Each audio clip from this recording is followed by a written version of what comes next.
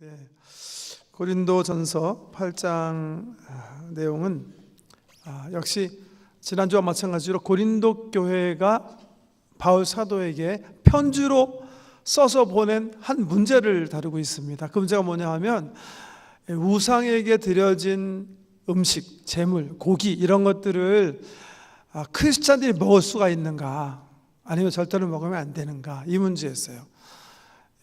그 당시 그레코 로만 월드는 정말 이 우상이 가득한 문화였어요. 지금도 이 그레코 로마 그 헬라 문화권, 또 이 로마 문화권을 가보면 지금도 남아있는 모든 문화 유적들은 거의 우상과 관계된 그런 유적들이에요. 우리 한국도 마찬가지죠, 그죠?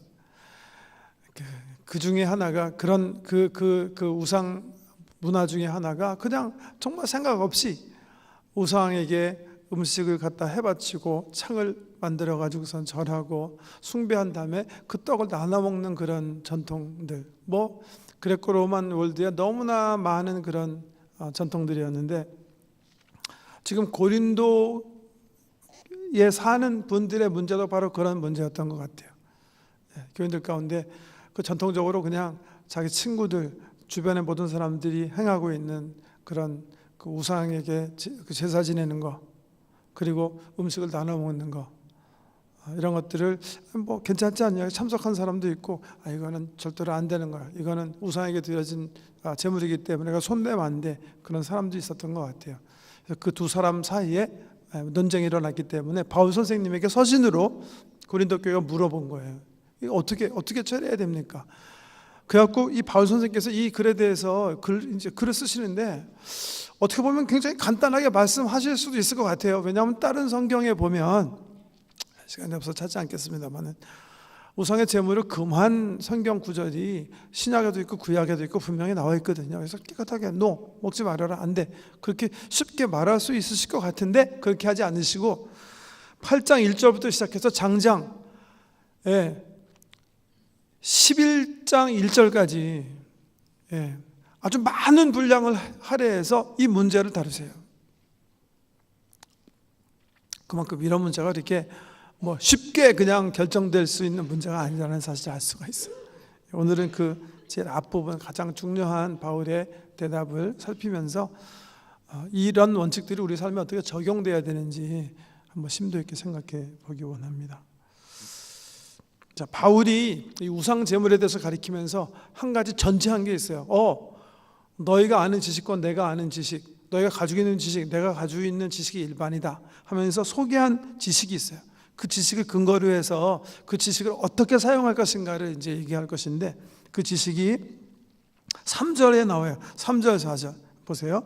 또 누구든지 하나님을 사랑하면, 4절부터 죄송합니다. 그러므로 우상의 제물을 먹는 일에 대하여는 우리가 우상은 세상에 아무것도 아니며 또한 하나님은 한 분밖에 없는 줄 아노라. 비록 하늘에나 땅에나 신이라 불리는 자가 있어 많은 신과 많은 주가 있으나, 그러나 우리에게는 한 하나님 곧 아버지가 계시니 만물이 그에게서 났고 우리도 그를 위하여 있고, 또한 한 주 예수 그리스도께서 계시니 만물이 그로 말미암고 우리도 그로 말미암아 있느니라. 이 지식이에요. 지식.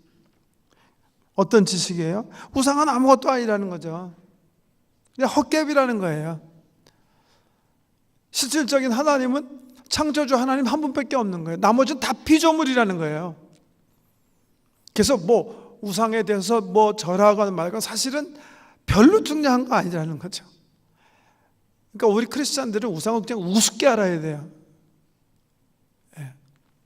저는 선지서적 가운데 뭐 에레미야서도 마찬가지고 이사야서도 마찬가지고 우상에 대해서 하나님께서 선지자에 대해서 얘기하시는 가운데 정말 아주 그냥 우리가 이 만들어 섬기는 우상의 뭔가를 아주 잘 설명해 주는 말씀들이 여럿 나오는데요. 한번 이사야 44장 말씀 한번 가보세요. 이사야 44장 12절과 17절. 이사야 44장 12절 말씀. 하나님께서, 하나님의 백성이 가나안 땅에 들어가 살면서 이 우상에게 절하고 하는 그 모습을 보면서 기가 막히셔가지고 이사야 선지자를 통해서 너희가 하는 짓이 어떤 짓거리인가에 대해서 말씀하시는 내용이에요. 이사야 44장 12절. 철공은 철로 연장을 만들고 숯불로 일하며 망치를 가지고 그것 우상을 만들며 그의 힘센 팔로 그 일을 하나. 배가 고프면 기운이 없고 물을 마시지 않으면 피로하니라. 목공은 줄을 늘여 재고 붓으로 긋고 대표로 밀고 곡선자로 그어 사람의 아름다움을 따라 사람의 모양을 만들어 집에 두게 하며 그는 자기를 위하여 백향목을 베며 디르샤 나무와 상수리 나무를 취하며 숲의 나무들 가운데에서 자기를 위하여 한 나무를 정하며 나무를 심고 비를 맞고 자라게도 하느니라. 이 나무는 저는 15절이 참 의미 있다고 생각해요. 이 나무는 사람이 땔감을 삶는 것이거늘 그가 그것을 가지고 자기 몸을 덮게도 하고 불을 피워 떡을 굽기도 하고 신상을 만들어 경배하며 우상을 만들고 그 앞에 엎드리기도 하는구나. 그 중에 절반은 불에 사르고 그 절반으로는 고기를 구워 먹고 배불리며 또 몸을 덮게 하여 이르기를 아 따뜻하다 내가 불을 보았구나 하면서 그 나머지 신상 곧 자기의 우상을 만들고 그 앞에 엎드려 경배하며 그것에게 기도하여 이르기를 너는 나의 신이니 나를 구원하라 하는도다. 이게 정말 이게 지금으로부터 2600년 전에 쓰여진 2700년 전에 쓰여진 그 하나님의 말씀인데요. 선지자 통해서 참 무지한 백성들이 우상을 섬기는 모습을 너무나 적나라하게 잘 표현하신 거예요. 자기 손으로 나무 하나 큰 거 베가지고 막 목상 깎는 거예요. 사람의 모양으로 근사하게 잘라가지고 신을 만들었어요. 그리고 나머지 그 나무들은 반은 땔감을 써갖고 방 따뜻하게 하고 반은 그 불고기 구워 먹고 그리고 나머지 그 반 남은 거 그거 가지고서는 그 신 만들어 놓고 나에게 복을 주십시오 이게 빈다는 거예요. 하나님께서 우리가 하는 그 우상 섬기는 모습을 보면서 표현하신 글이에요. 이게요. 너무나 맞는 말 아닙니까? 불상도 그거 아닌가요?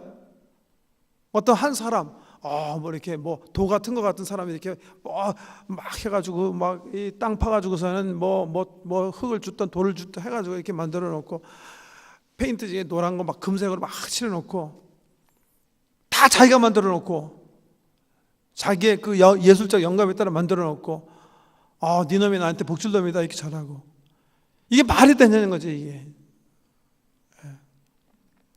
저희 우상과의 관계 있는지 모르겠는데요. 제가 아주 오래전에 저희 아이들과 함께 한국에 정말 한번 나간 적이 있어요. 그때 아이들에게 어떻게 했다면 한국의 문화를 보여줘야 되겠다. 경주는 못 가지만 일단 설악산에 설악산도 보고 거기 가보니까 거기 신흥사 있지 않습니까? 신흥사 맞나요? 그런 거 있어요. 외설하게 신흥사 있어요.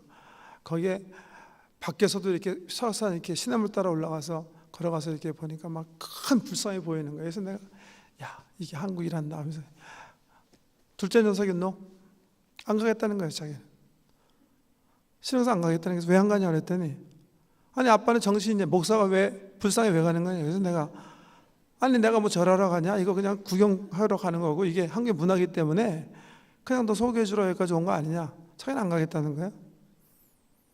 성경에 보면 우상에 절하지도 말고 만들지도 말라 그랬는데 왜 우리가 여기까지 와서 가야 되냐는 거예요. 둘째 녀석이. 그래서 제가 잘 설명해서 이거는 그냥 사람이 만들어 온 돌이야. 돌이 아니냐. 우리는 그냥 문화사적 관점에서 가서 구경하려고 그러는 거야. 너 여기까지 이게 타고 와서 지금 가야 되는데 너 안 보는 게 말이 안 되냐. 잘 안 된대요. 그 절하러 들어가는 게 아니라 구경하러 가는 건데 여기 성경에 구경하지 말라는 그 있냐? 그랬더니 대디 생각해보래. 만약 그러다가 거기 걸려 넘어져가지고 돌뿌리 걸려갖고 넘어져 절하면 어떻게 되냐. 그래갖고 이놈이 끝까지 죽여가지고 맨 처음에 내가 충분히 이게 설득할 수 있을 줄 알았어요. 내가 설득해갖고 이거 비싼 돈 내고 지금 설악산 구경하는데 신흥사를 안 보면 어떡합니까? 끝까지 우기는 거예요 얘가. 그래갖고 안 들어갔어요. 그럼 넌 여기 있어라. 7학년인데 여기 돌에 이렇게 가만히 앉아있고 이제 우리 다들 가서 보고 왔어요. 동생까지 꼬마 다 보고. 어려서 깨닫지 못하는 거예요. 아무것도 아니거든요, 사실은요. 네, 왜? 돌불이 넘어졌더라도 돌 조각이죠. 우리 믿는 사람한테는 아무것도 아니거든요. 그게 무슨 뭐 파워 행사할 것도 아니고 그냥 어떤 예술가가 그냥 조각해 놓은 돌덩어리에 불과한 거예요. 나무로 만든 거는 그냥 뗄감 해도 되는 그런 조각이거든요. 네. 그런 관점에서 보면 그때 우리 둘째 녀석이 제가 그래서 나중에 교회 돌아와갖고 우리 지도하는 강 목사님한테 너 우리 애들 어떻게 지도해가지고 그렇게 펀더멘탈리스트로 만들었냐 해서 함께 웃었는데요. 그때 어리기 때문에 지식이 없는 거죠. 어떤 지식이 없는 거예요? 이거 아무것도 아니구나. 그것들은 그 돌조각에 불과한 거구나. 이건 뭐 사람들이 정말 어리석은 짓 한 거구나. 그런 기본적인 어떤 성숙한 그리스도인들이 당연히 가져야 할 그 지식이 결여된 거 사실이에요. 지금 안 그러려고 확신해요, 제가. 네. 왜? 실질적으로 아무것도 아니기 때문에 그런 거죠. 네. 이사야 선지자께서 얘기하신 것처럼 반편으로는 땔감해 먹고 반편으로는 저거 하고 불쌍 만든 안 된 버리고 사용한 거 거기다 놓고서 절하고 그게 우리 인생의 모습이거든요. 이게. 한마디로 얘기하면 우리 주님께서 얘기하시는 게 이 바울 사도가 얘기하는 기본적인 어떤 우상에 대한 정의는 뭐예요? 다 피조물이라는 거예요. 피조물의 형상을 만들어서 피조물에게 복을 얻기 위해서 빌고 있는 게 바로 우상 숭배다. 그게 정의예요. 실질적인 하나님은 한 분밖에 안 계시다. 우리가 지난주도 주일 예배 때 말씀드린 것처럼 여호와 하나님, 여기 또 그 말씀이 나오죠. 6절에 그러나 우리에게는 한 하나님 곧 아버지가 계시니 그 다음 말이 뭐예요? 만물이 존재하는 모든 것들이 그에게서 났고 그러니까 하나님 없이는 존재하는 게 없습니다. 그래서 이게 그라운드 빙이라는 거예요. 그분이 만드시지 않으셨으면 설사 그럴 리가 없지만 그분이 존재하지 않으시면 다 무로 돌아가는 거예요. 정말 무존재예요. 무존재. nothing으로 가는 거예요.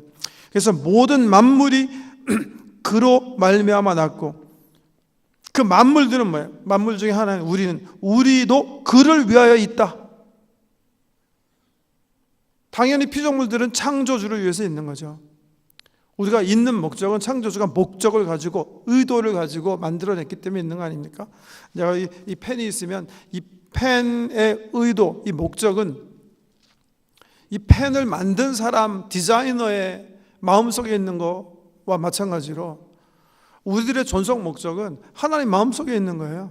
하나님의 의도에 하나님의 영광, 하나님의 그 베네핏을 위해서 우리가 창조된 거잖아요. 그런 거다 이렇게 얘기하는 거예요. 우상은 아무것도 아니다. 그래서 고린도 교인들도 그 지식을 가지고 있었어요. 바울 사도도 그 지식을 공유하고 있었다는 거예요. 우상은 아무것도 아니다. 헛개비다. 그러니까 그 우상에게 드린 떡 사실 아무것도 아니다. 거기 아무것도 묻어있지 않고 변화되지 않았다. 우리가 성찬할 때 성찬의 엘레멘트가 믿음 가운데 주님의 살과 몸으로 변한 것처럼 그런 변화가 있을 수가 없다. 우상들은 다 엉터리이기 때문에 그 지식을 너도 가지고 나도 가지고 있다. 이렇게 딱 전제로 하는 거예요. 그러므로 마음대로 먹어라 이렇게 얘기할 것 같죠. 근데 바로 여기서 딱 뒤집는 거예요. 그 지식을 우리가 가지고 있지만 그 지식을 잘못 사용할 경우에 가장 비복음적인 행동을 할 수 있다. 이것이 고린도 교회 주시는 충고예요. 어떻게 사용하라? 그래서 이제 설명하시는 중에 이렇게 얘기하세요. 만약에 그 지식 때문에 내가 자유로워져서 그 행동이 만약 연약한 형제를 넘어지게 하면 믿음 가운데 실족시키면 그건 네가 잘못한 거고 네가 범죄한 거라는 거예요. 이 우상제물에 관한 이야기는 우리 한국 분들에게는 굉장히 실질적인 얘기죠, 그죠? 이게 지금 이 백인들이랑 이 성경 공부를 하면 이건 굉장히 복잡해요. 왜냐하면 이분들은 이런 제사를 지내본 적이 없어가지고 하도 오랫동안 이게 뭔 소린가 해가지고 뭐 하는데, 우리 한국 분들 이거 경험한 거 아니에요? 저는 어렸을 때 많이 경험했어요. 예, 저희 아버님 사업하실 때 옆에 이웃 사업하시는 분이 이제 고사떡 가져오면 저희 어머님이 이 떡을 어떻게 해야 될지를 모르시는 거예요. 제가 기억나. 이걸 먹어야 되는 건지 갖다 버려야 되는 건지 항상 방황하시는 그 모습을 제가 어렸을 때 기억해요. 우린 먹고 싶죠. 그 따끈따끈한 시루떡이 왔는데 왜 안 먹습니까? 어머님이 안 돼 그러셨던 것도 기억나고, 나중에는 또 어떤 생각을 하셨는지 뭐 괜찮아 그러면서 먹은 기억도 나고, 돈 없을 때 먹은 거고 돈 없으면 돈 있을 때 갖다 버리는 건 잘 모르겠는데요. 우리 어머님이 이 문제에 대해서 굉장히 이렇게 이 고사떡이 올 때마다 굉장히 이렇게 방황하셨던 그런 기억이 제 머릿속에 있습니다. 실질적인 얘기거든요, 우리들한테는. 예, 여기 뭐 글쎄 우리 젊은 분들에게는 경험하지 못하실지 모르겠지만, 여기 좀 나이 드신 분들은 충분히 우리 삶 속에서 이 경험되어진 일이에요. 돼지 대가리 놓고 절한 그 떡을 우리가 먹을 것인가 먹지 말 것인가. 예, 초원 공부하실 때 심각하게 생각해 보세요. 이 말씀 속에 그 가이딩 라이트이 있으니까, 말씀 정신으로 이게 먹는 게 옳은지 먹지 않는 게 옳은지 기본적으로 아무 상관없다는 거예요. 왜? 우상이 나무 대가리인데 무슨 뭐 철조가리고 돼지 대가리가 무슨 뭐 돼지 대가리가 여기다 뭐 우리 고사떡에 침 뱉겠습니까? 영적으로 죽은 놈이 살아도 못할 텐데. 그러니까 아무것도 아니라는 거죠. 먹어도 우리 영적으로 아무 뭐 하는 게 없다는 거죠. 그 기본적인 가르침이에요. 그러나 그 자유를 사용하지 말아라. 그게 바울의 지침이에요. 왜 그런 거죠? 여기에 중요한 이유가 있어요. 우리가 그 떡을 이렇게 받아 먹는 것을 보고, 예를 들면 믿지 않는 사람이 고사 괜찮구나, 이거 믿는 사람도 다 이 수용할 수 있는 제도구나, 이렇게 생각해서 한 사람이라도 고사 지내는 것이 신앙 안에서 괜찮다고 생각하는 사람이 생기면 네가 잘못하는 거예요. 충분히 자유할 수 있는 케이스지만, 만약에 그것이 믿지 않는 형제나 믿음이 연약한 형제를 한 사람이라도 넘어치게 하면 그건 온전한 지식이 아니다. 그건 사랑으로 네가 지식을 사용한 것이 아니다. 그러므로 네 자유를 제한해라. 그렇게 얘기하시는 거예요. 또 우리 한인교회, 우리 기독교인들에게 자주 이제 거론되어지는 게 제사예요, 제사. 아버님 기일, 어머님 기일 됐을 때 제사 지내는 것이 옳으냐, 안 지내는 것이 옳으냐. 괜찮다고 그러시는 분들은 이거 뭐 우리 부모님들 기억하는 건데, 우리 기독교가 효에 있어서는 효를 가장 중요하게 생각하는 그런 종교인데, 그 기일을 기념하고 제사 지내는 것이 뭐가 잘못된 것이냐 이렇게 생각하는 분이 계시는가 하면, 이제 제사라는 기본적인 그 제도가 정령 사상, 정령 숭배를 기초로 하고 있다.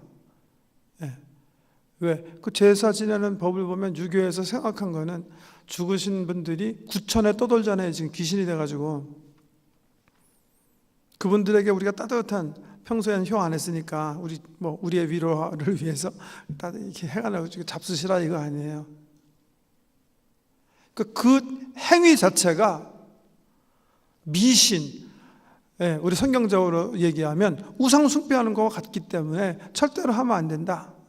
그렇게 주장하시는 분들이 계세요.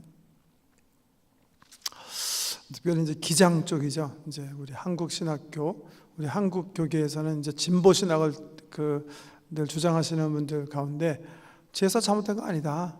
이거 우리 한국의 문화고 괜찮은 거다. 해가지고서는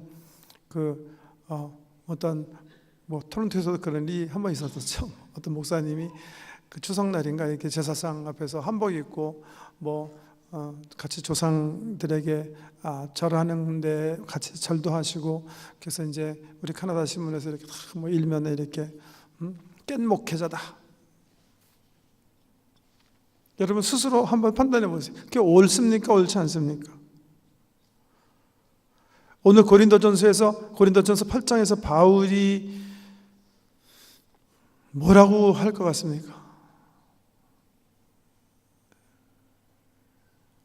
그분한테는 아무것도 아니었을 거예요. 그것이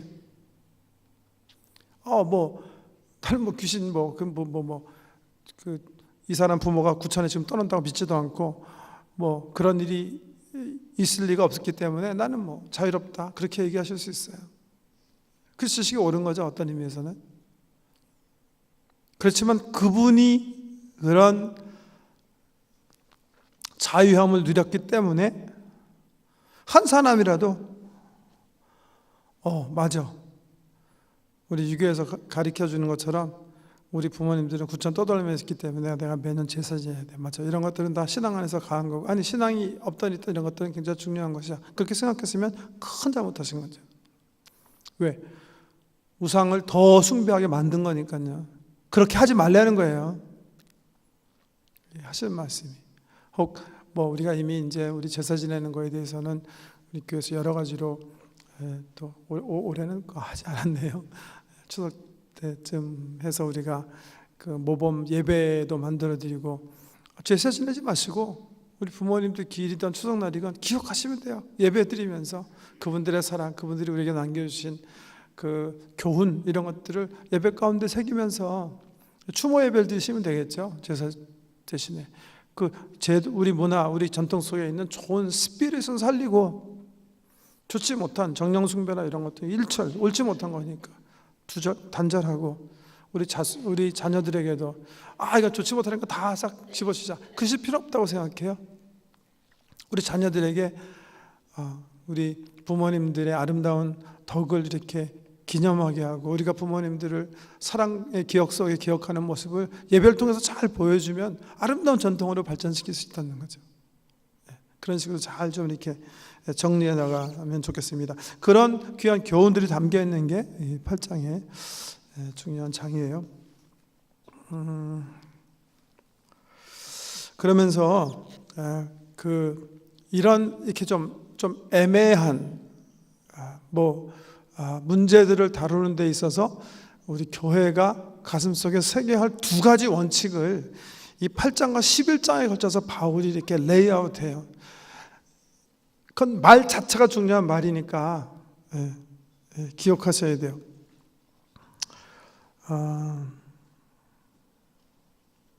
8장 1절 말씀 보세요. 우상의 제물에 대하여는 우리가 다 지식이 있는 줄 아나 지식은 교만하게 하며 사랑은 덕을 세우느니라.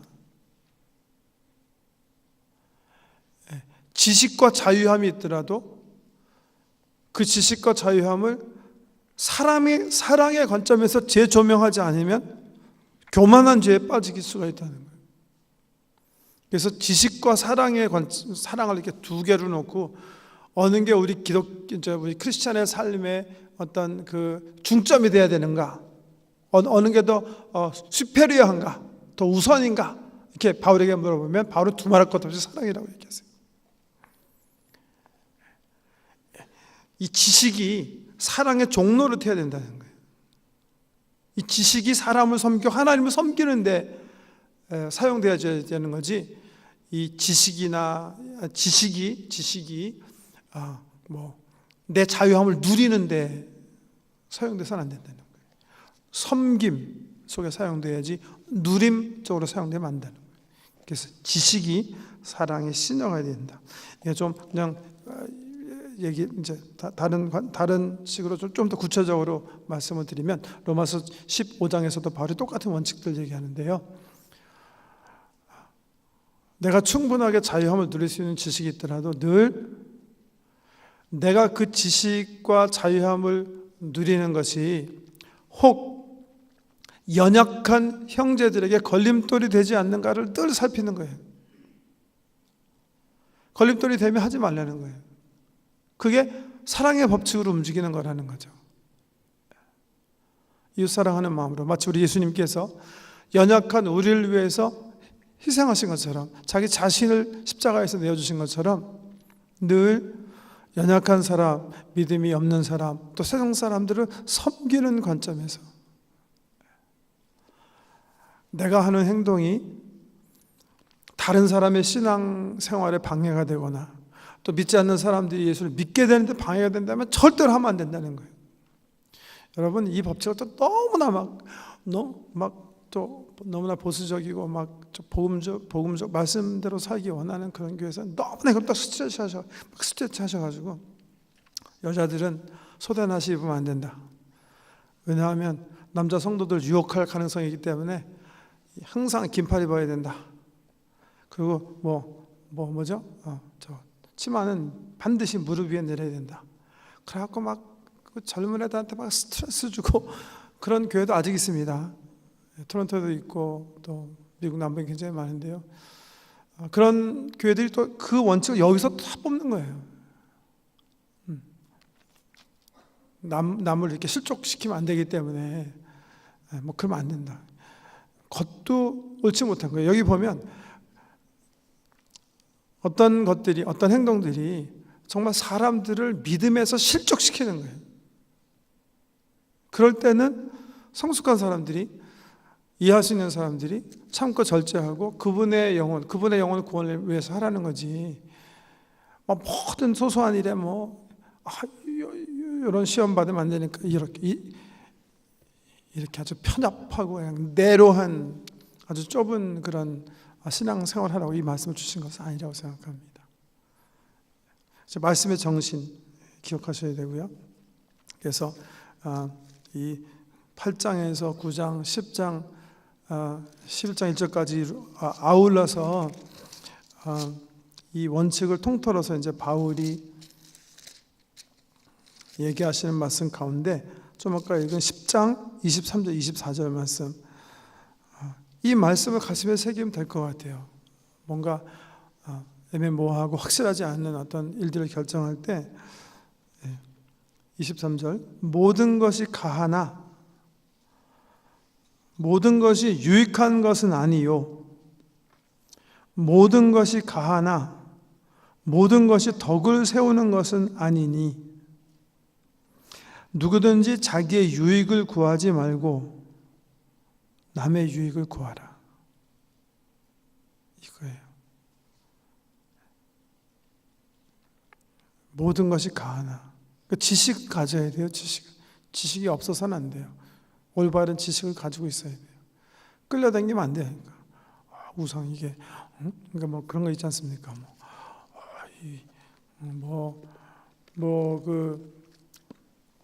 우리가 그 제사를 지냈더니 이렇게 숟갈을 밥에 꽂아 놓고 아버님 잡수세요. 그러고선 자 하고 나중에 먹었더니 이 밥 아래 풀기가 없더라. 아버님께서 먹고 가셨다더라. 웃기는 소리죠. 무슨 아버님이 글쎄요. 사탄이 부린 귀신이 먹고 갔으면 모를까. 그런 거지 같은 지식에서부터 해방돼야 된다는 거예요. 그런 엉터리에 묶여 있으면 안 돼요. 진리를 알지니 진리가 너희를 자유케 하리라. 그 진리 안에서 충분한 해방을 맛보셔야 돼요. 지금 함부로 사용하지 말라는 거예요. 그것이 더군다나 형제를 실족시키게 하면 안 되는 거니까 함부로 사용하지 말아라. 그래서 모든 것이 가하나 모든 것이 유익한 것은 아니요, 모든 것이 가하나 모든 것이 덕을 세우는 것은 아니다.